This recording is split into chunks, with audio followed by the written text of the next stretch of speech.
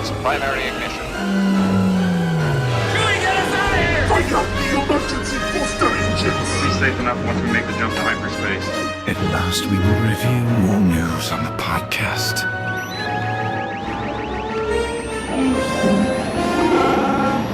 Don't strap yourselves in. I'm going to make a jump to light speed. Welcome to Star Wars Launchpad, a new kind of podcast experience brought to you by Star Wars Escape Pod. We call this a Flashcast. Using the power of AI, we bring you an immersive experience to explore Star Wars news. Full AI disclosure, some details may not be fully accurate. Either way, we hope you enjoy the experimental deep dive ahead with your AI hosts, Dak and Mia.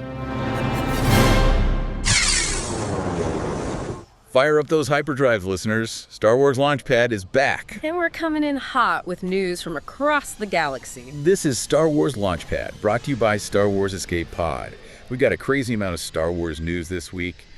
New books, award-winning games, even some behind-the-scenes stuff with directors, and I heard one of the articles even mentioned us. Oh, really? That's pretty cool. I guess that means we've made it, huh? Meta. Right. Totally meta. But first, we have to talk about Star Wars Podcast Day. Podcast Day. That's right. Yeah. It's hashtag SWPD 2025, happening February 7th. It's the 5th annual celebration of, the fan audio community. Wow. 5 years. There's a whole day for that. Yeah. It actually all started with this podcast called Jedi Talk way back in 1999. Wow. 1999, that's a dedication. I know, right?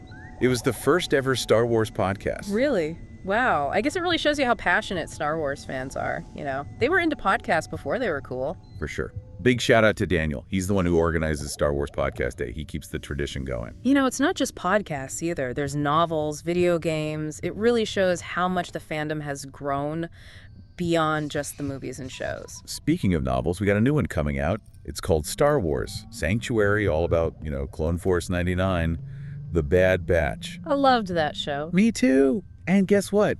It's set during season 2. Oh, so before season 3, filling in the gaps. Exactly. So we get to see Hunter, Wrecker, Tech, and Omega. They're trying to rebuild their island, Pabu, after, that crazy tsunami. Oh, right. That was intense. I know.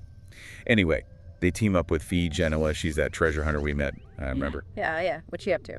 They need money to rebuild, so they go on these missions with her. But of course, things go wrong. Wouldn't be the Bad Batch if things went smoothly, right? Right. And then they run into this couple. They're on the run from the Empire, and they have these secrets that could tie back to the Imperial Security Bureau. The ISB. Ooh, that sounds like trouble. It does, doesn't it? I'm really curious to see what secrets they're hiding and how it all ties back to the Bad Batch. Yeah, and Fee, I always liked her. She's a fun character. She is. Speaking of interesting people, we have an interview with Bryce Dallas Howard. She's directed some like The Mandalorian. Oh, cool. She's great. Yeah, and she's directing an episode for the new show Skeleton Crew. Skeleton Crew. I'm really looking forward to that one. Me too. What do you think about her directing style? I think it's very, character-driven. Even during action sequences, you really get a sense of the emotions behind everything. Yeah, I see that. I wonder if it's because of, her dad, Ron Howard. Right. Imagine growing up on movie sets with him. It's like film school, but better. And not just any movie sets either. Think about it. George Lucas, Steven Spielberg. Wow. Yeah. That's a pretty incredible education. She actually talks about that in the interview, how being around those filmmakers shaped her approach to storytelling. How they blended genres so well, even in Star Wars. It's genres. Yeah. Her episode of The Mandalorian, Sanctuary, it's like a classic Western, but in space. Yeah. The lone gunslinger protecting a town. That's true. And then she did The Heiress, too. That was a completely different vibe. Totally. More action, more adventure. Yeah. I loved that team up with Bo-Katan Kryss. Me too. And her Skeleton Crew episode, Zero Friends Again, is going to be about female friendships, which is different. That is interesting. And she gets to work with Jude Law, too. I know, right? She mentioned in the interview that she was super impressed with them. I can't wait to see how that all comes together. Me neither. It's going to be great. Okay, so moving on from directors, let's talk about something way more fun. Merch. Merch? Yeah, all the cool stuff. They've got this whole Power the Force campaign going on. What's that? It's like a year-long celebration. New merchandise, reveals, announcements, the whole shebang. They even revealed a Lego Star Wars AT&T driver helmet already. That's pretty cool. I bet people love that. Yeah, it's a classic. Total nostalgia, right? Especially with 2025 being a big year for anniversaries. Oh, yeah, that's right. Revenge of the Sith is turning 20. And The Force Awakens turns 10. Wow. It really is the perfect time for something like this. And don't forget, we have Andor Season 2 coming out, and Star Wars Celebration is in Japan. It's like a Star Wars party all year long. I wonder if they'll have, like, special merch for those events. Probably. I can't wait to see what they come up with. Me neither. Oh, and get this. We've got Hasbro Funko Citizen Jazzwares RSVLTS Rock Love Jewelry Tops. Wow. They're not messing around. No, Power of the Force is going to be huge. It really shows you how big Star Wars is. It's everywhere you look. It's true. No matter what you're into, you can find some Star Wars thing you'll love. Exactly. Okay, but enough about toys and clothes. Let's talk about video games. Oh, yeah, video game. This is a big one, actually. Star Wars Outlaws. You know, the new game. Yeah. It got a Grammy nomination. For Grammy for a video game. Yeah. Best score soundtrack. That's awesome. The composer, Wilbert Roget II. He's amazing.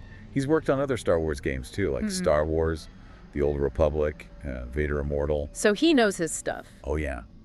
He was saying in an interview how he wanted the Outlaws score to feel like Star Wars, but also new, you know, because it's a different kind of story. It's a tough balance. I know. But he said he was really inspired by the original soundtracks, especially A New Hope. I love the music from A New Hope. Me too. It's so iconic. I bet it was hard to create new music that fit in with that, but also stood out on its own. Yeah. He had to get creative.